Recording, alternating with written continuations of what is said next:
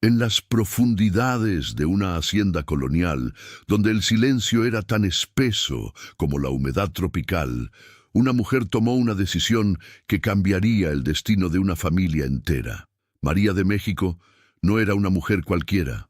Había cruzado el océano en las entrañas de un barco negrero, había sobrevivido a lo inimaginable y ahora, en esta tierra extraña que llamaban México, estaba a punto de escribir su nombre con sangre en la historia. La noche del 15 de agosto de 1850, los gritos desgarradores del señor de la hacienda atravesaron las paredes de piedra. Los esclavos se despertaron temblando, pero ninguno se atrevió a moverse. Sabían que algo había cambiado para siempre. Cuando el amanecer finalmente llegó, la verdad se extendió como pólvora.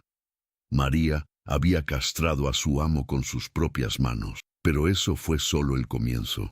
Lo que nadie imaginaba era que aquella acción desesperada desencadenaría una maldición que perseguiría a 3 generaciones.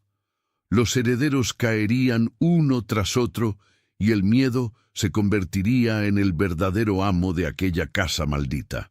Para entender la historia de María de México, debemos viajar a un tiempo donde la humanidad era una mercancía y el sufrimiento era moneda corriente. Estamos en el México del siglo XIX, en una época donde las haciendas de café y azúcar se levantaban sobre los huesos de miles de almas encadenadas. Esta no es una historia inventada.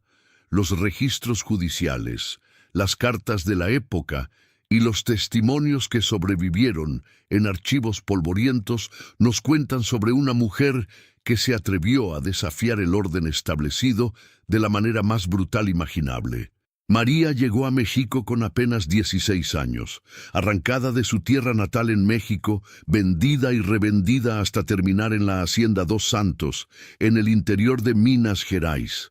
Durante 10 años soportó lo insoportable, pero en 1850 algo se rompió dentro de ella, o tal vez algo finalmente despertó. La historia que están por escuchar contiene violencia, venganza y consecuencias que trascendieron generaciones. Es la crónica de cómo el poder absoluto puede despertar la furia más absoluta, y cómo un acto de venganza puede transformarse en una leyenda que todavía se susurra en las noches oscuras de Minas Gerais. Pero antes de sumergirnos en esta historia oscura y fascinante, quiero que te tomes un momento. Deja un comentario ahora mismo diciéndome desde qué ciudad estás viendo este video. Quiero saber hasta dónde ha llegado la historia de María. Quiero saber cuántos de ustedes están descubriendo por primera vez esta historia que ha sido silenciada durante más de 150 años. Escribe tu ciudad en los comentarios. Hagamos que María de México sea recordada en todo el mundo hispanohablante. Ahora sí, prepárate, porque lo que estás por descubrir cambiará tu perspectiva sobre la justicia, la venganza y el precio del poder. El barco negrero Santa Lucía llegó al puerto de Río de Janeiro en marzo de 1840, con su carga humana diezmada por las enfermedades y el hambre. De los 300 africanos que habían partido de las costas de Angola, solo 120 pisaron tierra mexicana con vida, pero entre ellos había alguien que no debería estar ahí. María no era africana, era mexicana, indígena, y su presencia en ese barco era el resultado de una traición que la perseguiría hasta el último de sus días. Tenía 16 años cuando fue secuestrada en Veracruz por tratantes de esclavos que operaban en las sombras del comercio legal. Su familia había sido masacrada frente a sus ojos, y ella fue arrastrada hacia un infierno del que nunca imaginó que existiera. Los negreros no hacían distinciones. Carne humana era carne humana, sin importar su procedencia. En el mercado de esclavos de Río, María fue exhibida como una curiosidad. Su piel cobriza, sus rasgos indígenas y su mirada desafiante llamaron la atención de Joaquim dos Santos, un hacendado de café que buscaba esclavos jóvenes y fuertes para su propiedad en Minas Gerais. La compró por un precio considerable, no por compasión, sino porque veía en ella algo diferente, algo que podría explotar de maneras que aún no había imaginado completamente. El viaje desde Río hasta la Hacienda Dos Santos duró 3 semanas. María fue encadenada junto a otros 12 esclavos recién comprados, obligados a caminar descalzos por caminos de tierra roja que cortaban sus pies hasta sangrar. Durante esas 3 semanas, María no pronunció una sola palabra. Observaba todo con una intensidad que inquietaba incluso a los capataces más crueles. La Hacienda Dos Santos era un imperio dentro del imperio mexicano. Más de 500 esclavos trabajaban en los campos de café que se extendían hasta donde alcanzaba la vista. La Casa Grande, una construcción de 2 pisos con columnas blancas y balcones de hierro forjado, se alzaba sobre una colina como un recordatorio constante de quién tenía el poder. Joaquim dos Santos gobernaba este mundo con puño de hierro y un sadismo que superaba incluso los estándares brutales de la época. María fue asignada al trabajo doméstico, lo cual, en teoría, era mejor que los campos. Pero pronto descubrió que la proximidad al amo tenía sus propios horrores. Joaquim dos Santos era un hombre de 45 años, viudo 2 veces, sin herederos legítimos.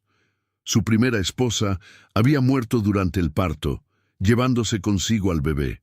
La segunda había sucumbido a la fiebre amarilla apenas 2 años después de la boda. Algunos decían que era una maldición, otros que era simple mala suerte en un país donde la muerte era tan común como el amanecer.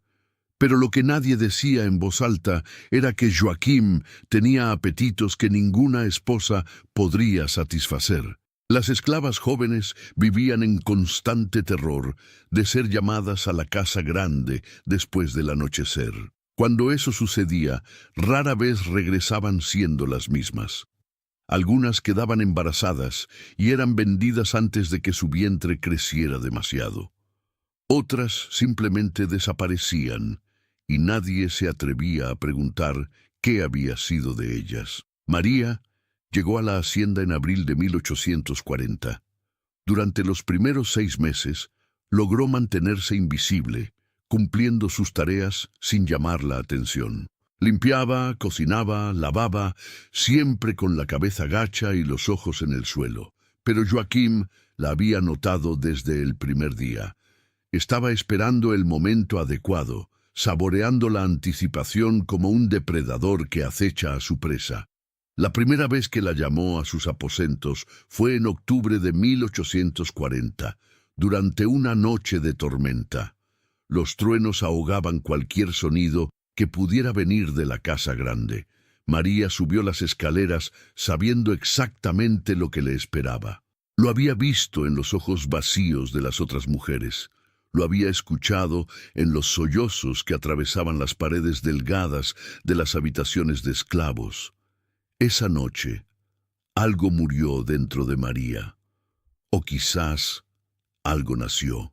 Mientras Joaquim la violaba con la misma indiferencia con la que alguien usa una herramienta, ella dejó que su mente viajara lejos. Regresó a México, a los campos de maíz donde había corrido de niña, a los brazos de su madre que ya no existía. Y allí, en ese lugar seguro de su memoria, hizo una promesa que tardaría 10 años en cumplir, pero que cumpliría con una determinación que haría temblar los cimientos de aquella casa maldita.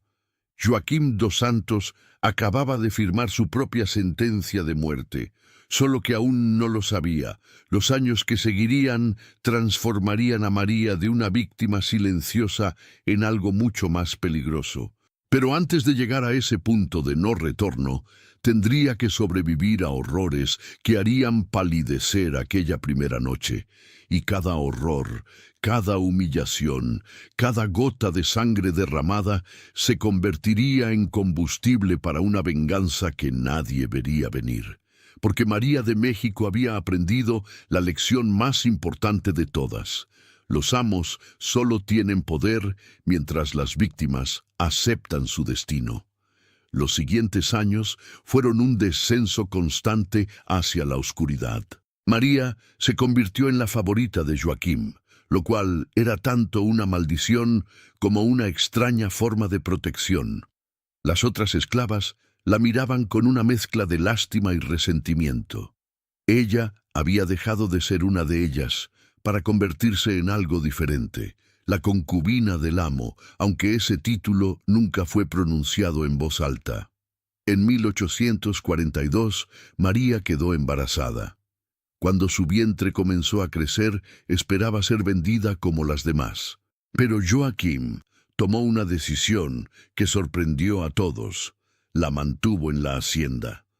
Algunos murmuraban que finalmente había encontrado la manera de tener el heredero que tanto deseaba, aunque fuera a través de una esclava.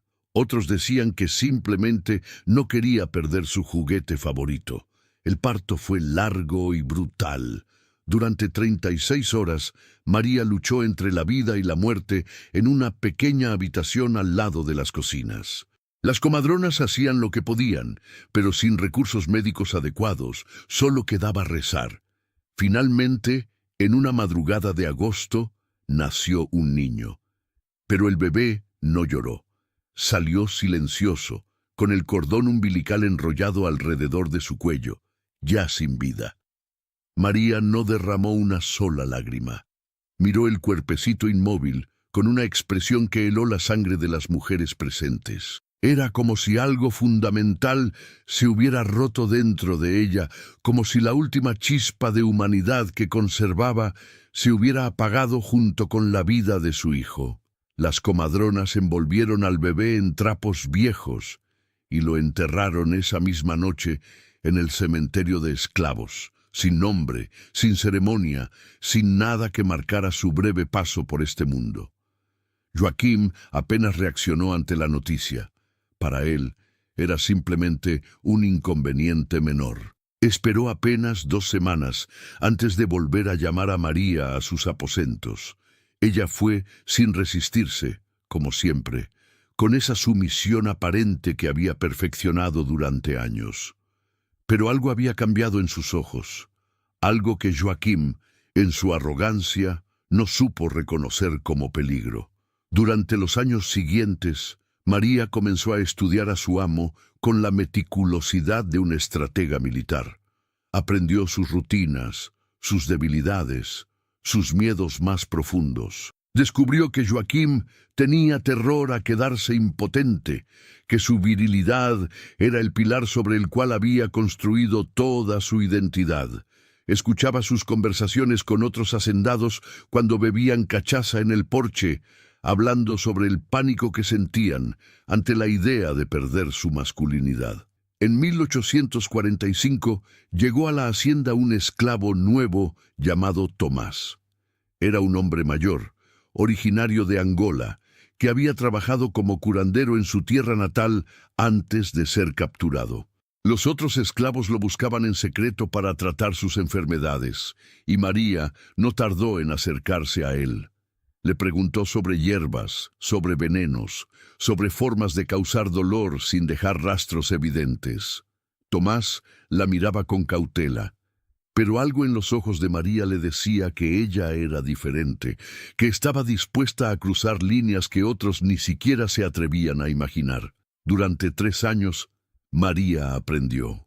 Aprendió sobre plantas que podían adormecer, sobre raíces que causaban dolores insoportables, sobre hongos que alteraban la mente, pero sobre todo aprendió a esperar, porque la venganza apresurada es venganza desperdiciada.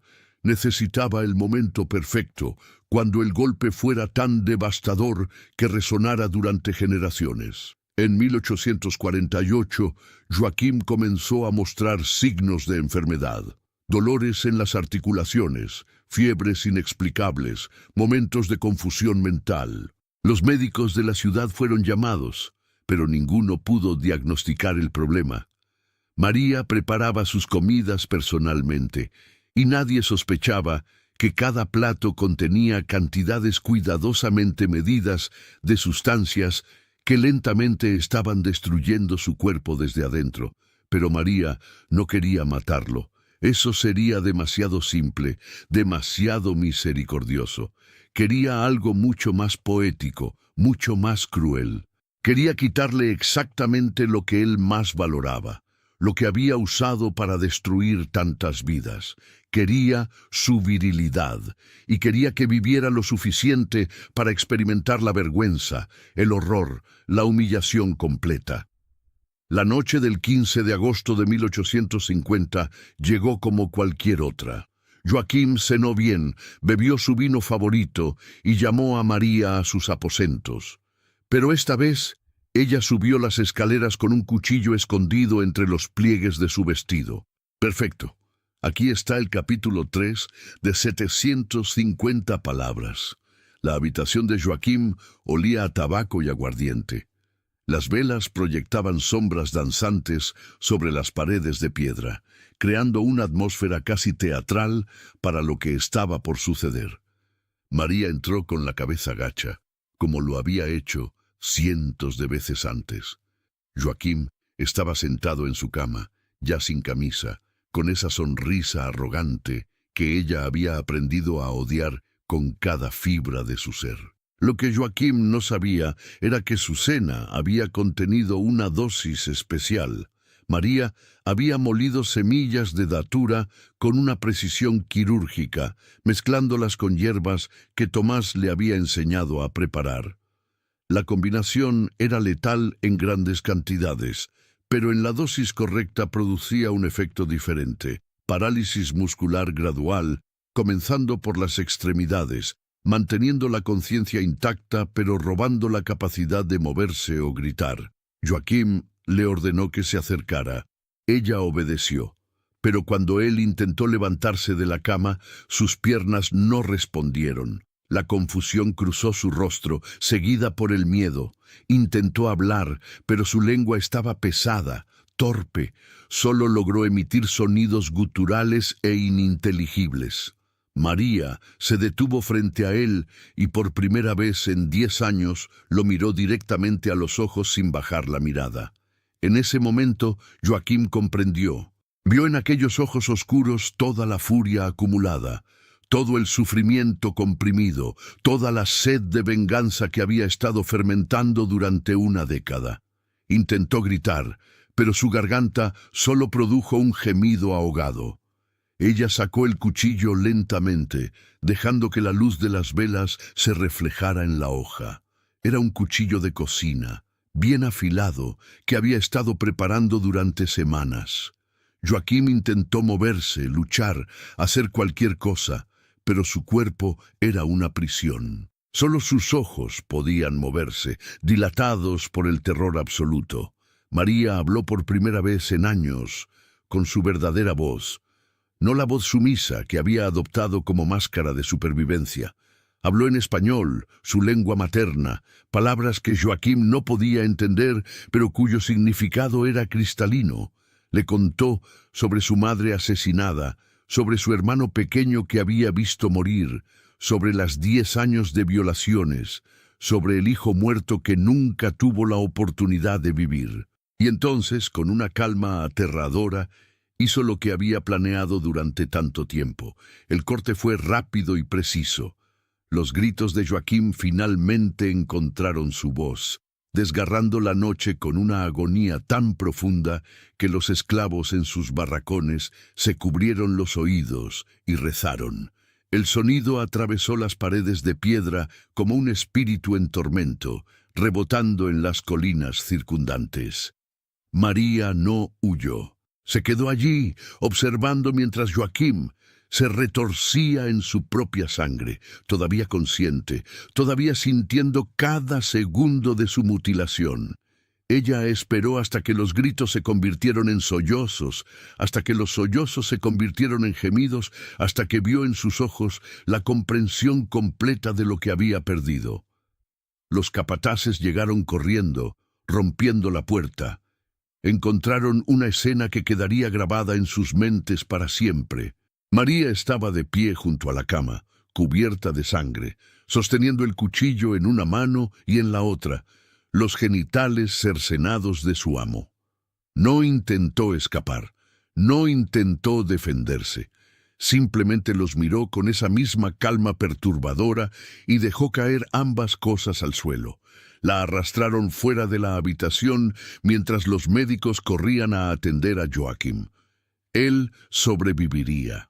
Eso era lo más cruel de todo. María se había asegurado de que el corte no alcanzara ninguna arteria mayor. Quería que viviera. Quería que cada día de su existencia fuera un recordatorio de lo que había perdido, de la venganza de una mujer que él había subestimado. La encerraron en el sótano de la casa, en un calabozo que normalmente se usaba para castigos extremos. Pero María no gritó, no lloró, no suplicó misericordia. Se sentó en la oscuridad con una sonrisa en los labios, sabiendo que había cumplido su promesa. El amo más poderoso de la región había sido reducido a menos que nada por las manos de su esclava. Pero la historia de María estaba lejos de terminar, y las consecuencias de aquella noche sangrienta apenas comenzaban a desplegarse. La noticia se extendió por toda la región como un incendio descontrolado. En las haciendas vecinas, en los mercados de las ciudades, en las tabernas donde los hombres bebían y apostaban, todos hablaban de lo mismo. Una esclava había castrado a su amo y seguía viva. Algunos hacendados exigían su ejecución inmediata como ejemplo. Otros, secretamente aterrorizados, reforzaron la vigilancia sobre sus propios esclavos. Joaquim dos Santos sobrevivió, tal como María había planeado, pero ya no era el mismo hombre. Pasaba los días encerrado en su habitación, negándose a ver a nadie excepto a los médicos que intentaban inútilmente manejar su dolor físico y mental. La humillación era peor que cualquier herida física. En una sociedad donde la masculinidad lo era todo, él había sido despojado de ella de la manera más brutal posible. Las autoridades enfrentaban un dilema sin precedentes. La ley era clara. Una esclava que atacaba a su amo debía ser ejecutada públicamente. Pero ejecutar a María significaba convertirla en mártir, en un símbolo de resistencia que podría inspirar rebeliones en toda la provincia. Los hacendados estaban divididos. Algunos querían verla colgada en la plaza principal. Otros sugerían venderla discretamente a alguna hacienda lejana, donde pudiera desaparecer sin causar más conmoción. Durante 3 meses, María permaneció en aquel calabozo. Le llevaban comida una vez al día, agua cuando se acordaban. Las condiciones eran inhumanas incluso para los estándares de la época. Pero María no solo sobrevivió, prosperó en su interior. Había logrado lo imposible y ahora esperaba su destino con una serenidad que desconcertaba a sus carceleros. En noviembre de 1850 llegó a la hacienda un hombre que cambiaría el curso de los acontecimientos. Eduardo dos Santos, sobrino de Joaquim, había viajado desde São Paulo al enterarse de lo sucedido. Era un hombre de 32 años, ambicioso y calculador, que veía en la desgracia de su tío una oportunidad. Joaquim no tenía herederos legítimos, y ahora, incapacitado y humillado, era el momento perfecto para reclamar el control de la hacienda. Eduardo visitó a María en el calabozo. Lo que vio lo perturbó profundamente. Esperaba encontrar a una mujer quebrada, arrepentida, suplicando por su vida. En cambio, encontró a alguien que lo miraba con una intensidad que le erizó la piel. María no dijo una palabra durante toda la visita, pero Eduardo salió de allí con la certeza de que había algo más en esta mujer, algo peligroso que iba más allá de un simple acto de venganza. Sin embargo, Eduardo cometió el mismo error que su tío. Subestimó a María. En lugar de ejecutarla o venderla, tomó una decisión que sellaría su propio destino. La mantendría en la hacienda como sirvienta, pero bajo estricta vigilancia. Pensó que tenerla cerca sería una forma de demostrar su control, demostrar que él era diferente de Joaquim, más inteligente, más calculador. María fue liberada del calabozo en enero de 1851. La trasladaron a una pequeña habitación cerca de las cocinas, con guardias apostados fuera. Eduardo asumió el control de la hacienda, declarando que su tío estaba demasiado enfermo para manejar los asuntos. Joaquim no protestó. Apenas salía de su cuarto, consumido por la vergüenza y el odio. Los meses pasaron.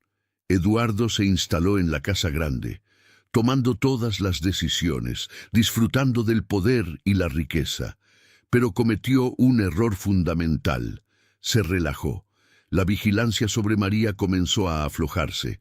Los guardias se aburrían, se distraían, bebían durante sus turnos. Y María, paciente como siempre, observaba y esperaba. En las noches, cuando todos dormían, ella escuchaba los sonidos de la hacienda.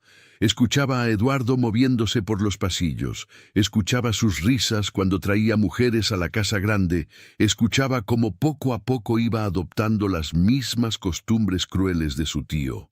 La manzana no caía lejos del árbol y Eduardo dos Santos estaba demostrando ser tan monstruoso como Joaquim, solo que con un barniz de sofisticación. María comenzó a hacer preguntas discretas entre los otros esclavos. Preguntó sobre la familia de Eduardo, sobre sus hermanos, sobre la línea de sucesión. Y lo que descubrió la llenó de una nueva determinación. No sería suficiente castigar a uno o dos hombres. La maldición tenía que ser completa, absoluta, generacional. Una noche de mayo de 1852, Eduardo cometió su error fatal. Ordenó que María le preparara la cena personalmente. Quería demostrar su dominio, su capacidad de controlar incluso a la mujer que había destruido a su tío. Esa noche, Eduardo cenó muy bien. Pero sería su última cena completa como hombre. Perfecto. Aquí está el capítulo 5 de 750 palabras. Eduardo dos Santos despertó en la madrugada con un dolor que nunca había experimentado. Era como si 1000 cuchillos ardientes atravesaran su abdomen. Intentó gritar, pero su garganta estaba seca, constreñida. Logró tocar la campana junto a su cama, y los sirvientes llegaron corriendo. Lo encontraron retorciéndose entre las sábanas, sudando profusamente, con los ojos inyectados en sangre. Los médicos fueron llamados de emergencia. Examinaron a Eduardo durante horas, pero no podían encontrar la causa de su agonía. No había signos de envenenamiento evidente, no había heridas visibles, solo ese dolor implacable que lo consumía desde adentro. Durante 3 días, Eduardo osciló entre la conciencia y el delirio, gritando cosas sin sentido, viendo sombras que nadie más podía ver. En el 4.º día, cuando finalmente pudo hablar con coherencia, Eduardo hizo una acusación. María lo había envenenado. Ordenó que la arrestaran inmediatamente, pero cuando los guardias fueron a buscarla, descubrieron algo inquietante. María había desaparecido. Su habitación estaba vacía y nadie la había visto desde la noche de la cena. Era como si se hubiera desvanecido en el aire. La búsqueda fue exhaustiva. Registraron cada rincón de la hacienda, interrogaron a todos los esclavos, ofrecieron recompensas. Pero María había desaparecido sin dejar rastro. Algunos decían que había escapado hacia las montañas, donde existían comunidades de esclavos fugitivos. Otros murmuraban que había muerto en algún lugar escondido de la propiedad. Los más supersticiosos susurraban que se había transformado en algo más, algo que acechaba en las sombras, esperando el momento de atacar nuevamente. Eduardo se recuperó lentamente del envenenamiento, pero quedó marcado para siempre. Desarrolló un miedo patológico a comer cualquier cosa que no hubiera sido preparada bajo su supervisión directa. Dormía con un cuchillo bajo la almohada y guardias apostados dentro de su habitación. La paranoia lo consumía tanto como el veneno lo había hecho. Pero lo peor estaba por venir. 6 meses después del envenenamiento, Eduardo comenzó a experimentar síntomas similares a los de su tío. Dolores inexplicables, debilidad progresiva en ciertas partes de su cuerpo, una sensación de entumecimiento que se extendía lentamente. Los médicos no encontraban explicación. Algunos sugerían que era psicológico, el miedo manifestándose en síntomas físicos. Una noche de diciembre de 1852, Eduardo fue encontrado en su habitación, inconsciente y sangrando. Cuando despertó, descubrió con horror que había sufrido la misma mutilación que su tío. Pero esta vez no había testigos, no había un atacante visible. Los guardias juraban que nadie había entrado en la habitación.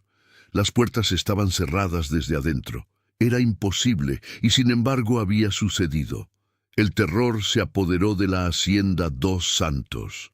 Los esclavos hablaban en susurros sobre la maldición de María, sobre cómo su espíritu vengativo había regresado para continuar su obra.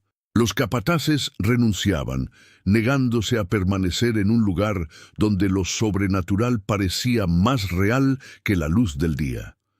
Incluso los hacendados vecinos comenzaron a evitar la propiedad, temerosos de que la maldición pudiera contagiarse. Joaquín, el tío, seguía vivo, pero era apenas una sombra.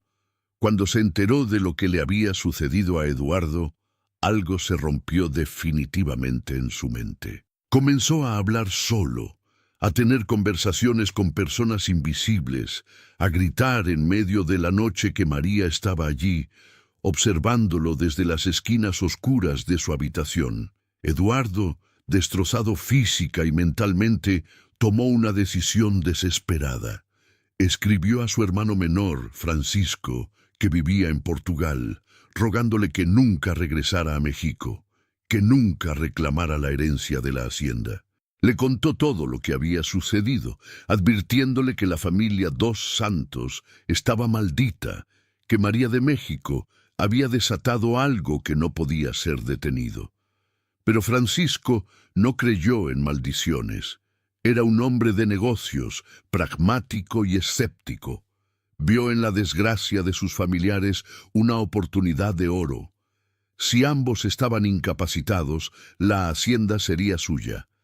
Así que ignoró las advertencias y compró un pasaje en el primer barco disponible hacia México. María, observando desde las sombras donde se había escondido todos esos meses, sonrió. El último heredero estaba cayendo directamente en la trampa. Francisco dos Santos llegó a México en marzo de 1853, lleno de ambición y confianza. Encontró la hacienda Dos Santos sumida en el caos. Su tío Joaquín había perdido completamente la razón y su hermano Eduardo vivía aterrorizado, encerrado en su habitación, negándose a salir. Francisco asumió el control con mano firme, convencido de que podría romper la supuesta maldición con racionalidad y orden. Pero María seguía allí, invisible, paciente, esperando. Los registros históricos muestran que Francisco duró apenas 8 meses antes de sufrir el mismo destino que sus predecesores. En noviembre de 1853 fue encontrado mutilado en circunstancias tan misteriosas como las de Eduardo. Esta vez, los periódicos de la época documentaron el caso y la historia se convirtió en leyenda. La hacienda Dos Santos fue finalmente abandonada en 1855. Ningún comprador quería acercarse a la propiedad maldita. Joaquín murió ese mismo año, Eduardo en 1857 y Francisco sobrevivió hasta 1860, todos ellos quebrados, humillados, destruidos. María de México nunca fue capturada. Algunos dicen que huyó a las montañas y vivió libre hasta su muerte. Otros afirman que su espíritu aún camina por las ruinas de aquella hacienda, recordándonos que la opresión siempre tiene un precio. Y ese precio, a veces, se cobra con sangre durante generaciones.